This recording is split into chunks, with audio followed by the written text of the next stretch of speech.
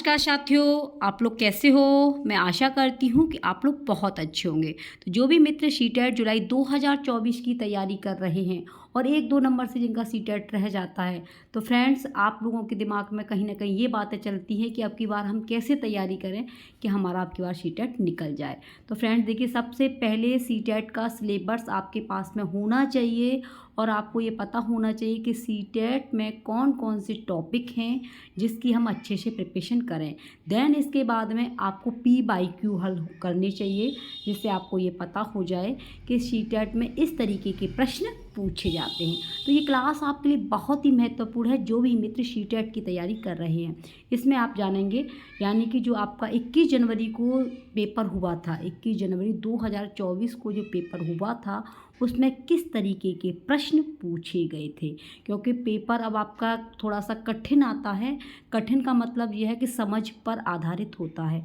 तो ये वाली क्लास आपके लिए बहुत ही महत्वपूर्ण है। आप इसमें समझ जाएंगे कि इस तरीके के प्रश्न आ रहे हैं और हमें इस तरीके से तैयारी करनी है। तो ये इस वीडियो को आप लोग कंप्लीट देखना, अपने सभी मित्रों को अवश्य शेयर करना, क्योंकि बात आपकी सीटेट की है और ये आपको सीटेट अब की बार निकालना है। ठीक है, तो मित्रों देखिए, ये आपका पहला प्रश्न है। ठीक है, प्रश्न आपके इस तरीके के बन के आ रहे हैं और इसी के अकॉर्डिंग आपको तैयारी करनी है। पहला प्रश्न है, अपठन वैकल्य डिसलेक्सिया एक स्थिति है, यानी कि ये खाली जगह है, जो शिक्षार्थी की डैश की क्षमता को प्रभावित करती है। तो अब आपको डिसलेक्सिया से संबंधित जितने भी विकार हैं वो आपको सभी पढ़ने हैं। मोस्ट इम्पोर्टेंट है ये। ठीक है, तो अब इसमें क्वेश्चन का जो आंसर है वो आपको बताना है। शारीरिक साथियों के साथ सामाजिकरण, संवेदी शारीरिक गतिविधियों के समन्वय, भावनात्मक चित्र बनाने, तंत्रिकीय न्यूरोलॉजिकल ध्वनियों को प्रतीकों चिन्हों के साथ जोड़ने। तो आपका डी ऑप्शन अगर आपने चुना है तो बिल्कुल सही है, तंत्रिकीय न्यूरोलॉजिकल ध्वनियों को प्रतीकों चिन्हों के साथ जोड़ने के लिए। ठीक है, तो आपका पहला प्रश्न बिल्कुल सही है। ठीक है, डी ऑप्शन। अगला क्वेश्चन है आपका, देखो ये विकार संबंधित होती हैं, ये आप लोग अच्छे से देख लीजिए, ये आप लोग देख सकते हैं। तो ये आपको टॉपिक अच्छे से पढ़ना है। अगला क्वेश्चन है, ये प्रश्न बहुत आते हैं अभिकथन वाले। ठीक है, तो ये भी आपको अच्छे से समझने हैं। वास्तविक जीवन की समस्याओं और मूर्त अनुभवों से सीखने से बच्चों को अधिगम और जानकारी प्राप्त करने के लिए कई रास्ते मिलते हैं। तो ये आपका अभिकथन है। कारण, इसका रीजन पूछा है, विकास अपेक्षाकृत व्यवस्थित और अनुक्रमित है। तो इसमें से आपको सही और गलत के बारे में बताना है। तो देखिए, इसका डी ऑप्शन सही है, क्योंकि ए और आर दोनों सही हैं और ए आर की सही व्याख्या करता है। क्योंकि देखिए, आप अच्छे से पढ़ेंगे तो समझ में आ जाए। वास्तविक जीवन के बारे में हमेशा आपको टैग वर्ड की सहायता से बताए जाते हैं। तो ए तो बिल्कुल सही है। और आर की बात करें, विकास अपेक्षाकृत व्यवस्थित और अनुक्रमित है, बिल्कुल सही है। तो इसका आंसर कौन सा है, डी ऑप्शन बिल्कुल सही है। ए और आर दोनों सही हैं और ए आर की सही व्याख्या करता है। मारो मोहर लगाओ ठप्पा, आंसर डी हो जाएगा पक्का। और अब की बार सीटेट सभी मित्रों का निकलना चाहिए, क्योंकि आगे आपको चेंजिंग देखने को मिल सकती है। तीसरा प्रश्न है, पाठ्य पुस्तकों और मीडिया में विभिन्न जेंडर का प्रतिनिधित्व कितना और किस तरीके से किया जाता है, जैसे महत्वपूर्ण प्रश्न पूछने से किसको प्रोत्साहन मिलेगा। तो जेंडर पहचान को मजबूत करना होता है, जेंडर भूमिका की नम्यता के हतोत्साहित को, जेंडर रूढ़ियों पर सवाल उठाना, जेंडर स्थिरता को मजबूत करना। तो आपको जेंडर को अच्छे से पढ़ना है। ठीक है, प्रश्नों को समझ जाएंगे तो आप लोग टॉपिक भी अच्छे से समझ जाएंगे कि इन टॉपिकों से क्वेश्चन आ रहे हैं। तो आपको पता पड़ गया, विकार से संबंधित प्रश्न आता ही आता है। ठीक है, और ये आपका अभिकथन और कारण वाला ये आना ही आना है। और जेंडर, ठीक है, मोस्ट इम्पॉर्टेंट है ये जो आपके टॉपिक हैं। तो ये क्लास आपके लिए बहुत महत्वपूर्ण है। आप लोग सीटेट के क्वेश्चनों को समझ जाएंगे तो आप लोगों का सीटेट निकल जाएगा।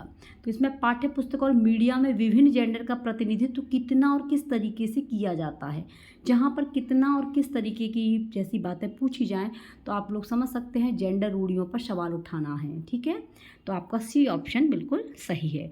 अगला क्वेश्चन है 4 जो है, अभिकथन अभिकथन में पूछा है एक समावेशी कक्षा। समावेशी कक्षा का मतलब होता है कि इसमें जो है सभी तरीके के बच्चे पढ़ाई करते हैं, कमज़ोर हो, होशियार हो, मतलब सभी लोग इसमें पढ़ाई करते हैं।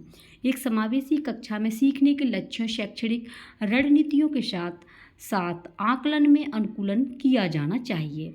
कारण क्या बोल रहा है कि समावेशन का दर्शन शैक्षणिक दृष्टिकोण और मूल्यांकन के माध्यम से सभी व्यक्तिगत मतभेदों को समाप्त करने की वकालत करता है। अब देखिए समावेशी कक्षा, जैसे ये कक्षा है, इसमें हिंदी का भी बच्चा है और आपका उर्दू का भी है, सभी मतलब सभी लैंग्वेज के बच्चे हैं, चाहे वो आपका मतलब इंटेलिजेंट बच्चा हो, चाहे आपका मध्यम वर्ग का हो, सभी बच्चे इसमें पढ़ रहे हैं। तो ये आपका ये तो बिल्कुल सही लग रहा है, लेकिन इसमें मतभेदों को समाप्त करने की वकालत करता है, तो यही बस आपका कारण गलत है।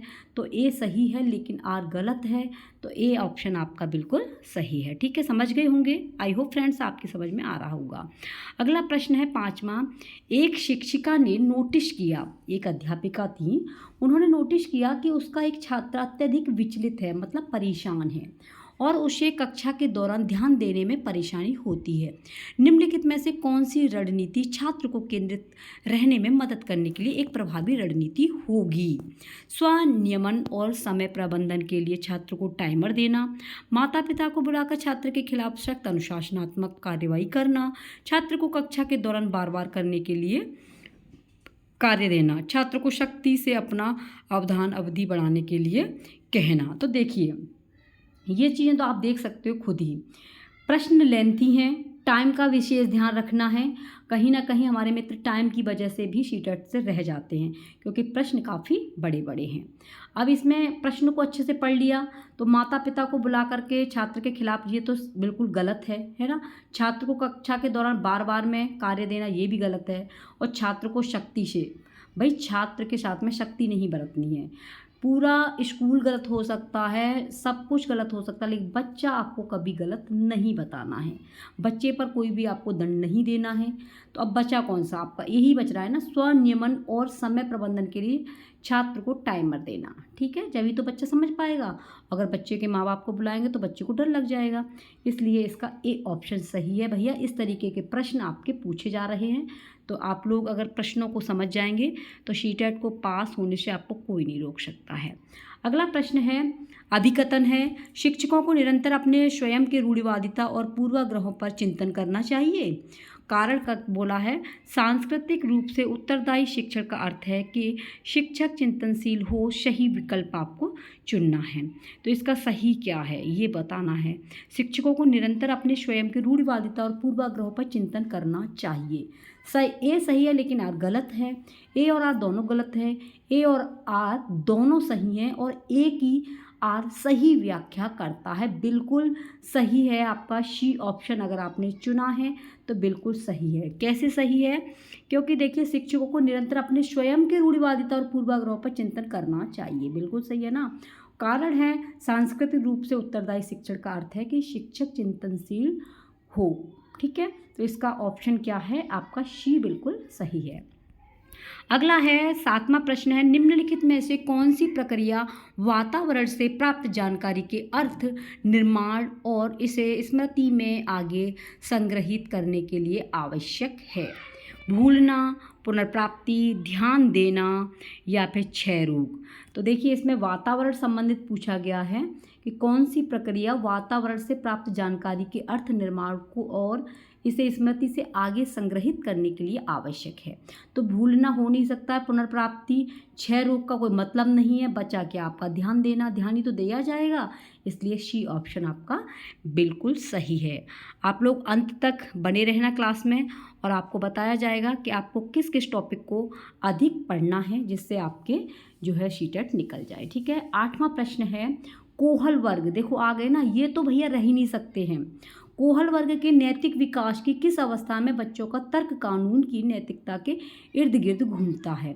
तो प्रश्न को अच्छे से पढ़ लो, आंसर निकल जाएगा। कोहल वर्ग के नैतिक विकास की किस अवस्था में बच्चों का तर्क कानून की नैतिकता के, तो विषम नैतिकता, पूर्व पारंपरिक नैतिकता, या आपका स्वायत्त नैतिकता, या आपकी पारंपरिक नैतिकता। तो आपने अगर कोहल वर्ग को पढ़ा होगा तो भैया आराम से आंसर दे देंगे, पारंपरिक नैतिकता। क्या है? पारंपरिक नैतिकता, डी ऑप्शन बिल्कुल सही है। नेक्स्ट क्वेश्चन है आपका 9वां प्रश्न है, निम्नलिखित में से कौन सा संरचनावादी अधिगम सिद्धांत का मूल सिद्धांत है? तो अधिगम आपको बिल्कुल पढ़ना है, ठीक है। तो इसमें पूछ रहा है निम्न में से कौन सा संरचनावादी, प्रश्न के आंसर को पढ़िए। छात्र अपने पर्यावरण के साथ सक्रिय संलग्नता के माध्यम से अपने ज्ञान का निर्माण करते हैं। अधिगम मुख्य रूप से एक निष्क्रिय प्रक्रिया है। तो निष्क्रिय, तो जहाँ भी आपको निष्क्रिय दिखाई दे तो काट दीजिएगा, इसमें समय गंवाने की आवश्यकता नहीं है। शिक्षकों के छात्रों को प्रत्यक्ष निर्देश और स्पष्ट मार्गदर्शन प्रदान करना। शिक्षकों के छात्रों को प्रत्यक्ष, ठीक है। अधिगम तब होता है जब छात्रों को शिक्षकों से सही उत्तर और प्रतिपुष्टि मिलती है। यहाँ पर इन चीज़ों के बारे में बात नहीं की गई है। इसमें पूछा है संरचनावादी अधिगम सिद्धांत। तो देखिए, आप ए को सही से पढ़िए। छात्र अपने पर्यावरण के साथ सक्रिय आ रहा है, पॉजिटिव वर्ड है, ठीक है। छात्र अपने पर्यावरण की सक्रिय संलग्नता के माध्यम से अपने ज्ञान का निर्माण करते हैं, बिल्कुल सही है भैया। अगर आप समझ जाएंगे प्रश्नों को और टैग वर्ड की सहायता से अच्छे से आप लोग सीटेट निकाल सकते हैं। बस आपको प्रश्न समझने हैं, किस तरीके के प्रश्न पूछे जा रहे हैं। तो ये आपके पिछला पेपर है, ठीक है। इस तरीके के प्रश्न आ रहे हैं। इसका ए ऑप्शन सही है। देखिए यहाँ पर सक्रिय भी आया है, अपने ज्ञान का निर्माण भी आया है, इसलिए ए ऑप्शन राइट है। अगला प्रश्न है आपका 10वां, वाइगोत्स्की। भैया वाइगोत्स्की मोस्ट इंपॉर्टेंट, कोहल वर्ग वाइगोत्स्की, ठीक है। वाइगोत्स्की के अनुसार संज्ञानात्मक विकास को सुगम बनाने में शिक्षक की क्या भूमिका होती है? छात्र को पूरी तरह से स्वतंत्र रूप से सीखने की अनुमति देना, केवल आ जाए तो बेशक छोड़ देना, छात्र को जानकारी और ज्ञान प्रदान करना, आलम्बन के माध्यम से छात्र के सीखने का मार्गदर्शन और समर्थन करना। बिल्कुल सही है, डी ऑप्शन इसका राइट है। कौन सा है? डी ऑप्शन, क्योंकि अगर आप वाइगोत्स्की को पढ़ेंगे तो आपको अच्छे से समझ में आ जाएगी। और ये यहाँ पर नेगेटिव नहीं पूछा है, इसलिए ये केवल वाले वर्ड तो आपको बिल्कुल छोड़ देने हैं। छात्र को जानकारी और ज्ञान प्रदान करना, क्योंकि ये वाइगोत्स्की के अनुसार है, तो वाइगोत्स्की आलम्बन के माध्यम से छात्र के सीखने का मार्गदर्शन और समर्थन करते हैं, इसलिए इसका डी ऑप्शन बिल्कुल सही है। अगला क्वेश्चन है 11वां, निम्नलिखित में से कौन एक समावेशी कक्षा का उदाहरण नहीं है? तो समावेशी कक्षा का उदाहरण नहीं है। प्रश्न को अच्छे से पढ़िए। यहाँ पे गलती कर देते हैं, सही को देख के फटाक से लगा देते हैं आंसर। यहाँ नहीं है, तो विभेदित निर्देश देना, प्रतिस्पर्धी लोकाचार को प्रोत्साहित करना, विविध दृष्टिकोणों का समावेश, उचित समावेशन का पालन। तो इसमें आपके लिए क्या पूछा है? विभेदित निर्देश देना, ठीक है। समावेशी कक्षा का उदाहरण नहीं पूछा है। प्रतिस्पर्धी लोकाचार को प्रोत्साहित करना, ये नहीं है ना। प्रतिस्पर्धी लोकाचार को प्रोत्साहित नहीं किया जा सकता है। बाकी के ये सभी आपके सही है, हमसे नहीं पूछा है, इसलिए इसका आंसर जो आपका बी ऑप्शन अगर आपने चुना है तो बिल्कुल सही है, ठीक है। अगला क्वेश्चन है 12वां, एक प्रारंभिक विद्यालय का शिक्षक छात्र के शैक्षणिक आत्म संप्रत्यय के विकास को दृढ़ता से प्रभावित कर सकता है। तो किसे? एक प्रारंभिक विद्यालय यानी कि छोटी क्लास वाला, 1 to 5 वाला। छात्रों में स्वायत्तता और पहल को पुरस्कृत करना, विशेष छात्रों में बहुत कम उम्मीद रखना, सभी विद्यार्थियों से बहुत कम अपेक्षाएं रखना, छात्रों में स्वायत्तता और पहल को दंडित करना। तो देखिए यहाँ बच्चे वाली बात पूछिए, आत्म संप्रत्यय वाली, तो दंडित वाली, अपेक्षाएं, उम्मीद, ये सब कुछ तो आपको नेगेटिव दिखाई दे रहा है। खुद ही अगर आप पॉजिटिव और नेगेटिव को पढ़ लेंगे तो आप प्रश्नों को आंसर अच्छे से देंगे। तो इसका ए सही है। छात्रों में स्वायत्तता और पहल को पुरस्कृत करना। स्वायत्तता मतलब बच्चे के अंदर कितनी जागृति है, कितना बच्चा करना चाहता है, बच्चा कितनी पहल कर रहा है। तो अगर बच्चा पहल कर रहा है तो उसे हम पुरस्कृत करेंगे तो बच्चे के अंदर आत्मसम्मान बढ़ेगा, इसलिए ए ऑप्शन बिल्कुल सही है, ठीक है। अगला क्वेश्चन है 13वां, लेव वाइगोत्स्की। देखो ये मैंने आपको बता दिया है कि ये टॉपिक तो आने ही आने हैं, ये अच्छे से आपको पढ़ने हैं। लेव वाइगोत्स्की के अनुसार बच्चे खाली जगह के साथ अंतःक्रिया के अनुभव से लाभान्वित होते हैं और उन कार्यों को कर पाते हैं जो उनके समीप दूराभिमुख विकास के क्षेत्र में खाली जगह है। यानी कि ये डैश जगह दिया गया है। अगर आपने लेव वाइगोत्स्की को पढ़ा है तो इन खाली जगहों में आप लोग भर सकते हैं। भौतिक वातावरण अंदर, भौतिक वातावरण बस बाहर, अधिक जानकार अन्य अंदर, अधिक जानकार अन्य बस बाहर। तो देखिए इसमें सही क्या बैठेगा। लेव वाइगोत्स्की के अनुसार बच्चे अधिक जानकार के साथ, यहाँ पर क्या आ जाएगा, अधिक जानकार के साथ अंतःक्रिया के अनुभव से लाभान्वित होते हैं और उन कार्यों को कर पाते हैं जो उनके समीप दूराभिमुख विकास के क्षेत्र में अंदर, ठीक है, अंदर हैं। तो ये आपका सही है, अधिक जानकार अन्य अंदर। तो ये आपका सी ऑप्शन अगर आपने चुना है तो बिल्कुल सही है। प्रश्न का जो स्तर है ना वो थोड़ा सा बढ़ गया है, इसलिए आपको शीटेट थोड़ा टफ लगता है। अगर आप इन टॉपिकों को अच्छे से पढ़ लेंगे और उन्हीं टॉपिकों में से क्वेश्चन आ रहे हैं, बस यही है कि प्रश्न थोड़े से लेंथी हो गए हैं। अगला है देखो अभिकथन, ये मोस्ट इम्पोर्टेंट है ये अभिकथन वाले। वह कोई उद्देश्यात्मक निश्चित क्षण नहीं होता जब कोई बच्चा मध्य बाल्यावस्था या किशोरावस्था में प्रवेश करता है। कारण बोला है विकास प्रकृति में निरंतर होता रहता है। तो इसका सही विकल्प क्या है? तो इसका सही विकल्प देखो, वह कोई उद्देश्यात्मक निश्चित क्षण नहीं होता जब कोई बच्चा मध्य बाल्यावस्था या किशोरावस्था में प्रवेश करता है। बिल्कुल सही है। तो ए और आर दोनों सही हैं और ए आर की सही व्याख्या करता है। देखो जो मध्य यानी कि मध्य बाल्यावस्था का बच्चा होता है, किशोरावस्था का होता है, तो उद्देश्यात्मक निश्चित क्षण नहीं होता है। ये बच्चे जो है बहक जाते हैं। यही तो पूछा है, विकास प्रकृति में निरंतर होता रहता है। बिल्कुल सही है, ए और आर की सही व्याख्या, ए जो है आर की सही व्याख्या कर रहा है, तो इसलिए ए और आर दोनों सही हैं। ए आर की सही व्याख्या करता है, सी ऑप्शन बिल्कुल सही है। ये देख सकते हैं, देखो बच्चे जब बाल्यावस्था के अंतर्गत आते हैं, मध्य बाल्यावस्था के अंतर्गत और किशोरावस्था के अंतर्गत आते हैं, तो कुछ इस तरीके की एक्टिविटीज़ करते हैं। ठीक है, कितना भी उनसे मना करेंगे लेकिन बच्चा जो है अपने ही हिसाब से चलता है। तो इसलिए इसका आंसर आप लोग देख सकते हैं कि सी बिल्कुल सही है, क्योंकि इनका कोई उद्देश्य नहीं होता। 15वां प्रश्न है, एक प्रगतिशील कक्षा में आकलन योगात्मक होता है, मानक संदर्भित होता है। जहाँ भी आपको दिखे संदर्भित गतिशील होता है, वस्तुनिष्ठ होता है। तो देखिए यहाँ मानक, अगर ये मानक नहीं होता, संदर्भित होता तो आंसर आपका सही जा सकता था। मानक आपका नेगेटिव वर्ड है। यहाँ पर पूछा है एक प्रगतिशील कक्षा में आकलन अगर किया जाए, तो अगर आकलन करेंगे तो वहाँ पर आपको क्या करना होगा, गतिशील होगा ना, जाकर के देखेंगे गतिशील आकलन होगा तभी तो सही है। योगात्मक कर नहीं सकते हैं, मानक आपका नेगेटिव है, वस्तुनिष्ठ होता नहीं है, गतिशील है। तो देखिए प्रश्न समझ गए तो आंसर तो लग ही जाएगा, सी ऑप्शन बिल्कुल सही है। 16वां प्रश्न है, शिक्षार्थियों के बीच व्यक्तिगत विभिन्नताओं को संबोधित करने के लिए एक शिक्षक को विभिन्नताओं को मानव विविधता की प्रत्यक्ष विशेषता के रूप में मानना चाहिए। सभी शिक्षार्थियों के लिए एक अनन्य और समान पाठ्यक्रम लागू करना चाहिए। मतभेदों व्यक्तिगत, देखो यहाँ पे आप लोगों को समय गंवाने की ज़रूरत नहीं है, सभी बच्चों के लिए हम पाठ्यक्रम लागू नहीं कर सकते हैं। मतभेद जहाँ भी दिखाई दे वो आपका नेगेटिव है। व्यक्तिगत विभिन्नता को नज़रअंदाज करना, ठीक है, करना चाहिए। तो ये सभी क्या हैं, इन चीज़ों से कोई मतलब नहीं है। यहाँ पूछा है शिक्षार्थियों के बीच व्यक्तिगत विभिन्नताओं को संबोधित करने के लिए एक शिक्षक को क्या करना चाहिए। तो विभिन्नताओं को मानव विविधता की प्रत्यक्ष विशेषता के रूप में मानना चाहिए। ए ऑप्शन आपका सही है, ठीक है, क्योंकि व्यक्तिगत विभिन्नता को नज़रअंदाज करना चाहिए। तो ये चीज़ें नहीं पूछी है, शिक्षार्थियों के बीच व्यक्तिगत के बारे में पूछा है। तो अगर आपने ए ऑप्शन को चुना है तो बिल्कुल आपका आंसर सही है। 17वां प्रश्न है, आलोक निम्नलिखित व्यवहार दिखाता है। एक आलोक बेटा है, वो कैसा व्यवहार दिखाता है, पढ़ते समय सिर को अजीब स्थिति में पकड़ना, आँख को बार बार मूंदना और रगड़ना, आँखों की लाली, सूजन, अक्षर पहचानने में भ्रमित होना, यह किसके संभावित लक्षण हो सकते हैं। तो एक बच्चा है उसमें ये सारी कमियां हैं, तो किसके अंदर हो सकती है, स्वलीनता का विकार हो सकता है, संचार संबंधी विकार, दृष्टि संबंधी समस्याएं, भाषा की समझ की समस्या। तो देखो प्रश्न को अच्छे से पढ़ लीजिए।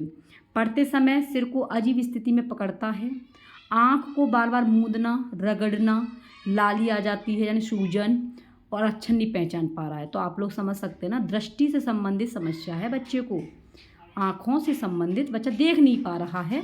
तो बिल्कुल सी ऑप्शन है। स्वलीनता का मतलब नहीं है, स्वलीन तो है नहीं, संचार संबंधी विकार है नहीं, भाषा से कोई लेना देना नहीं है, क्योंकि बच्चा आँख को बार बार मूंद रहा है, रगड़ रहा है, तो दृष्टि संबंधित भैया इसमें विकार है, समस्या है। सी ऑप्शन बिल्कुल सही है।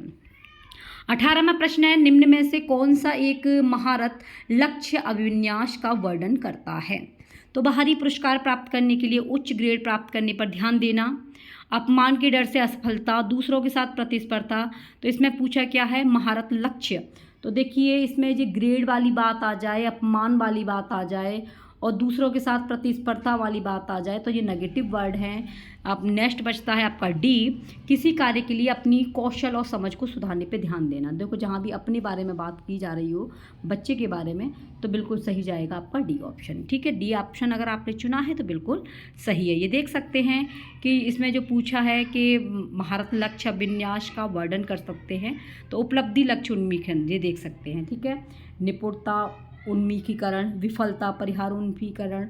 तो जब बच्चे के अंदर कोई जागृति होती है तो बच्चे के अंदर जो है कुशलता आती है। तो यही सब चीज़ तो पूछा है। तो किसी कार्य के लिए अपनी कौशल और समझ को सुधारने पर ध्यान देना, तो ये सभी क्या हैं? अपने अपने कौशलों में सुधार दे रहे हैं, तो बिल्कुल सही है। इसका आंसर जो है डी बिल्कुल सही है।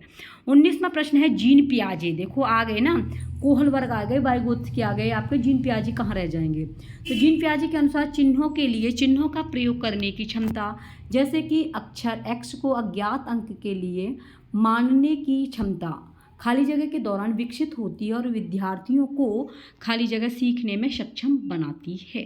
तो इसका सही आंसर क्या है? जीन पियाजे को अगर आपने पढ़ा होगा तो आप बता सकते हैं।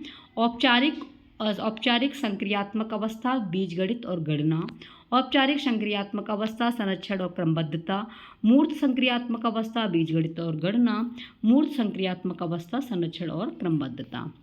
इसमें आएगा आपका एक्स को अज्ञात करने के लिए मानने की क्षमता, औपचारिक संक्रियात्मक अवस्था के दौरान विकसित होती है और विद्यार्थियों को बीजगणित और गणना सीखने में सक्षम बनाती है। इसलिए इसका ए ऑप्शन बिल्कुल सही है। अगला क्वेश्चन है आपका अभिकथन। छात्रों के अच्छा प्रदर्शन करने और स्कूल में बने रहने की अधिक संभावना है यदि उनको अपने स्कूल से भावनात्मक लगाव है और वे मानते हैं कि उनका होना मायने रखता है। कारण है इसका कि भावनाएं सीखने में महत्वपूर्ण भूमिका निभाती हैं। तो इसका आपको सही विकल्प चुनना है। सही है लेकिन आर गलत है, ए और आर दोनों गलत हैं। तो आप लोग समझ सकते हैं कि छात्रों को अच्छा प्रदर्शन करने और स्कूल में बने रहने के लिए अधिक संभावना है यदि उनको अपने स्कूल से भावनात्मक लगाव होगा। अगर आप किसी भी कार्य को कर रहे हैं, आपके अंदर भावना नहीं है, तो उस कार्य को आप लोग सफलता नहीं दे सकते। अगर आप कोई भी कार्य कर रहे हैं और आपके अंदर भाव है, लगन है, तभी आपका वो कार्य सक्सेस हो पाएगा। तो इसलिए आप लोगों ने ठान लिया है कि अब के बार सीटेट हमें निकालना है, तो आपको अंदर से मोटिवेट होना होगा। तो इसका सी ऑप्शन सही है। ए और आर दोनों सही हैं और एक आर की सही व्याख्या करता है। भावनाएं सीखने में महत्वपूर्ण भूमिका निभाती हैं। प्रश्नों से भी आप लोग सीख सकते हैं कि भावनाएं, आप लोगों के अंदर भावना होनी चाहिए। आप लोग सीटेट तो क्या कोई भी परीक्षा निकाल सकते हैं, तो अंदर से मोटिवेट होना बहुत ज़रूरी है। इसका आंसर सी सही है। अगला है, निम्नलिखित में से कौन प्रगतिशील शिक्षा में शिक्षक की भूमिका का सबसे अच्छा वर्णन करता है? प्रगतिशील शिक्षक पाठ्यचर्या मानकों का कड़ाई से, देखो मानक वाला जी और पाठ्यचर्या तो बिल्कुल हटा दीजिए। शिक्षक बच्चों को स्वतंत्र रूप से सीखने देता है और उनके सीखने में हस्तक्षेप नहीं करता है। शिक्षक कक्षा में ज्ञान और प्राधिकार का प्राथमिक स्रोत है। शिक्षक बच्चों को प्रयोग करने के लिए विविध सामग्री प्रदान करता है और आवश्यकता पड़ने पर आलंबन प्रदान करता है। तो कहीं ना कहीं आप लोग सोच रहे होंगे कि बी ऑप्शन सही है कि शिक्षक बच्चों को स्वतंत्र रूप से सीखने देता है, जहाँ स्वतंत्रता वाली बात आ रही है, और हस्तक्षेप नहीं करता है। इससे बेटर आपका डी ऑप्शन है, शिक्षक बच्चों को प्रयोग करने के लिए विविध सामग्री प्रदान करता है और आवश्यकता पड़ने पर आलंबन भी प्रदान करता है। आपका बी गलत क्यों है? देखो जब बच्चा गलती करेगा तो वहाँ पे हस्तक्षेप भी टीचर को करना पड़ेगा। ठीक है, तो इसलिए आपका बी बिल्कुल गलत है। और ये मानक वाला तो वैसे ही गलत हो गया। और ये आपका शिक्षक ज्ञान कक्षा में ज्ञान और प्राधिकार का प्राथमिक स्रोत है, प्राथमिक स्रोत नहीं है। तो कौन सा बचता है? आपका डी ऑप्शन बचता है ना? डी बिल्कुल सही है। अगला क्वेश्चन है आपका 22वां, निम्नलिखित में से कौन सा सामाजिकरण की प्रक्रिया विशेषता है? इसमें आपको ABC के द्वारा पहचानना है। तो इसमें देखिए, यह रेखीय प्रक्रिया है, यह एक जटिल प्रक्रिया है, यह एक बहुआयामी प्रक्रिया है, यह विभिन्न संस्कृतियों में विशिष्ट रूप से होती है। तो यह रेखीय प्रक्रिया तो नहीं है ना। ए ऑप्शन तो बिल्कुल गलत है। यह एक जटिल प्रक्रिया है, बिल्कुल सामाजिकरण भैया जटिल प्रक्रिया है। बहुआयामी है, क्योंकि सामाजिकरण आप देख सकते हैं अपना जो आसपास का माहौल है वहाँ पे आप लोग देख सकते हैं बहुआयामी होती है, किसी के यहाँ पे कुछ होता है, किसी के यहाँ पे कुछ होता है, तो ये बहुआयामी है। यह विभिन्न संस्कृतियों में विशिष्ट रूप से होती है, बिल्कुल सही है। तो जहाँ भी आपको BCD दिखाई दे रहा है तो आंसर आपका ए में है ये BCD, तो ए ऑप्शन बिल्कुल सही है। आप लोग अच्छे से प्रश्नों को पढ़ेंगे, आंसर खुद निकाल देंगे। 23वां प्रश्न है, किशोरावस्था के बारे में निम्नलिखित में से कौन सा कथन सही नहीं है। तो आपको किशोरावस्था के बारे में पता होगा तो आप आंसर लगा देंगे। इसमें पूछा है नहीं, तो हमको नेगेटिव देखना है। किशोरावस्था बचपन और वयस्कता के बीच विकासात्मक संक्रमण है, जिसमें शारीरिक, संज्ञानात्मक और मनोसामाजिक परिवर्तन होते हैं। विभिन्न संस्कृतियों के बच्चे एक समान तरीके से किशोरावस्था में प्रवेश करते हैं। किशोरावस्था एक सामाजिक रचना है। किशोरावस्था को आमतौर पर यौवन को शुरू करने के लिए माना जाता है। तो देखिए, इसमें जो है किशोरावस्था बचपन और वयस्कता के बीच विकासात्मक संक्रमण है, ये बिल्कुल सही है। किशोरावस्था एक सामाजिक रचना है, बिल्कुल सही है। किशोरावस्था को आमतौर पर यौवन शुरू करने के लिए मानना है, तो ये सही है। हमसे पूछा क्या है, नेगेटिव पूछा है, नहीं वाला। तो देखिए ये सही है। क्यों सही है कि विभिन्न संस्कृतियों के बच्चे एक समान तरीके से किशोरावस्था में प्रवेश करते हैं। ऐसा नहीं है भैया, सभी बच्चे किशोरावस्था में एक समान प्रवेश नहीं करते, सबका अलग अलग होता है। यहाँ पर विभिन्न संस्कृतियों के बच्चे एक समान तरीके से किशोरावस्था में प्रवेश करते हैं, इसे अनुभव करते हैं और इससे अनुभव करते हैं। तो नहीं पूछा है, इसलिए इसका बी ऑप्शन बिल्कुल सही है। नेक्स्ट है 24वां प्रश्न है, रचनात्मक मूल्यांकन के लिए कार्य की प्रगति को दर्शाते पोर्टफोलियो एक प्रभावी प्रणाली है।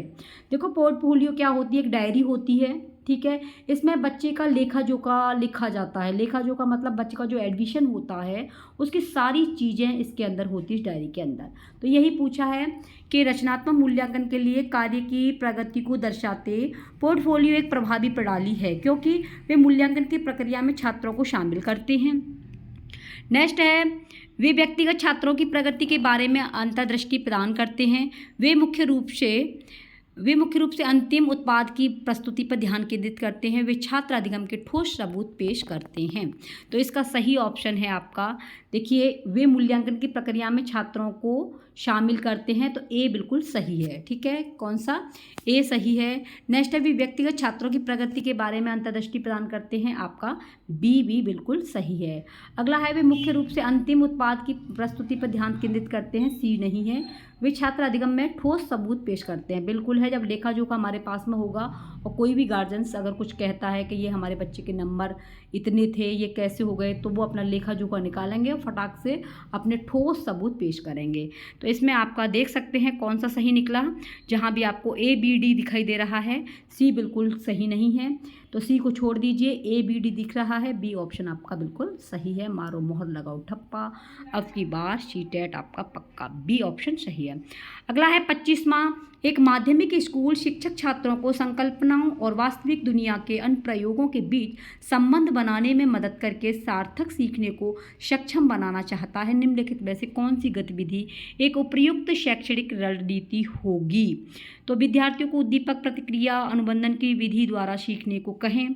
छात्रों को छोटे समूह में वर्तमान मुद्दे पर शोध करने दें और अपने निष्कर्ष कक्षा में प्रस्तुत करें। देखो, अपने निष्कर्ष वाली बात आ जाए तो अब आगे आपको बढ़ने वाली बात ही नहीं है। छात्रों को छोटे समूह में वर्तमान मुद्दे पर शोध करने की कहेंगे और बच्चा अपना निष्कर्ष अगर कक्षा में प्रस्तुत करता है तो इससे बेटर प्रश्न का आंसर नहीं हो सकता है। इसलिए देखो, याद करने वाली बात ये सब कुछ आपके लिए नहीं है। बी ऑप्शन अगर आपने चुना है तो बिल्कुल सही है। अगला है 26वां प्रश्न है, सुजाता नृत्य प्रतियोगिता में केवल इसलिए उत्सुकता से भाग लेती है क्योंकि वह नगद का प्रथम पुरस्कार जीतने में रुचि रखती है। तो एक लड़की है जो वह बहुत अच्छा नृत्य करती है और वो केवल इसलिए उत्सुकता से भाग लेती है कि वह नगद का पुरस्कार जीतने में रुचि रखती है, उसे मतलब नगद कोई चीज़ दी जाती है। तो क्या है ये? महारत उन्मुख शिक्षार्थी है, असफलता परिहार शिक्षार्थी है, आंतरिक रूप से प्रेरित है या बाहरी रूप से।